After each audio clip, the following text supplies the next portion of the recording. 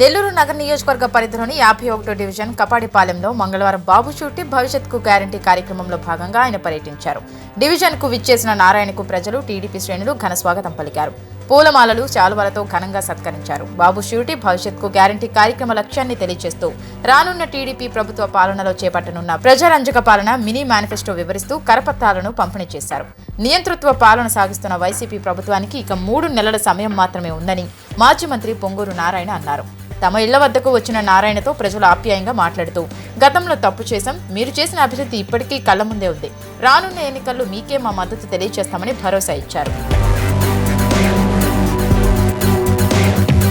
మాజీ మంత్రి పొంగూరు నారాయణ మాట్లాడుతూ ప్రజా సంక్షేమం కోసం తెలుగుదేశం ప్రభుత్వంలో పలు అభివృద్ధి పథకాలు మొదలుపెట్టి 95% పైగా పనులు పూర్తి చేసిందన్నారు. అనంతరం ఎన్నికలు రావడం, పాలన మారడంతో అధికారంలోకి వచ్చిన వైసీపీ ప్రభుత్వం మిగతా 5% పనులను పూర్తి చేయలేకపోయిందని ఎద్దేవా చేశారు.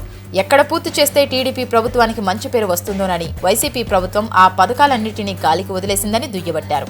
అందులో భాగంగా నెల్లూరులో అత్యాధునిక వసతులతో 43,000 ఇళ్లు కట్టించడంతో పాటు అన్ని రకాల మౌలిక వసతులు కల్పిస్తే మిగిలిన పనులు పూర్తి చేసి లబ్ధిదారులకు ఇవ్వకుండా ఆ ఇళ్లను దుమ్ముధూళికి వదిలేయడం సిగ్గుచేటన్నారు.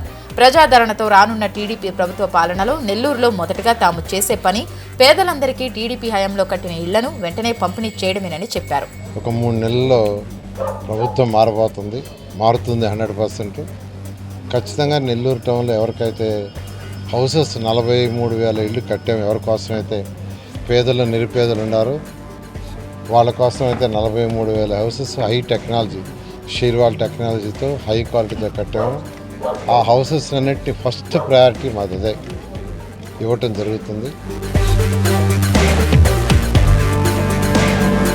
పెన్నా నది పక్కన 5,700 ఇళ్లను నిర్మించి నారా చంద్రబాబుతో ఓపెన్ చేయించి ₹1 కోటి వ్యయంతో జిమ్, ఆధునిక వసతులతో పార్కును నిర్మిస్తే వైసీపీ ప్రభుత్వం నిర్లక్ష్యంతో అవి మనుగడ లేకుండా పోయాయని నారాయణ మండిపడ్డారు. చెత్తతో సంపద సృష్టించి ప్రపంచ దేశాలకే చంద్రబాబు పరిపాలన ఆదర్శనీయంగా నిలిచిందని నారాయణ తెలిపారు. రాష్ట్ర వ్యాప్తంగా 2,000 బ్లాక్ స్పాట్స్ ను గుర్తించి ప్రజా శ్రేయస్సు కోసం నిరంతర శ్రమతో వాటన్నిటిని గ్రీన్ స్పాట్స్ గా మార్చామన్నారు. 13 జిల్లాల్లో చెత్త నుంచి కరెంట్ను ఉత్పత్తి చేసే విధానానికి శ్రీకారం చుట్టిన ఘనత చంద్రబాబు నాయుడు పరిపాలనకే దక్కుతుందన్నారు.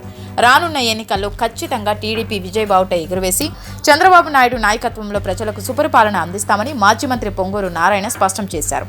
ఈ కార్యక్రమంలో నియోజకవర్గ పరిశీలకులు షేక్ కరీముల్లా, 51వ డివిజన్ ఇన్ఛార్జ్ ప్రసాద్, యూనిట్ ఇన్ఛార్జీలు, బూత్ కన్వీనర్లు, టీడీపీ ముఖ్య నేతలు పాల్గొన్నారు. 13 జిల్లాల్లో 13 వేస్ట్ ఎనర్జీ ప్లాంట్స్ చేసాం. వేస్ట్ నుంచి కరెంటు ఉత్పత్తి అయ్యేది 13 జిల్లాల్లో శాంక్షన్ చేశాం. డిఫరెంట్ కంపెనీలకు ఇచ్చాం. 1,200 టన్నులు వేస్ట్ని ఆ వేస్ట్ ఎనర్జీ ప్లాంట్లో వేస్తే అది బర్న్ అయిపోయి దాంట్లో నుంచి యాక్చువల్గా ఎలక్ట్రిసిటీ ప్రొడ్యూస్ అవుతుంది.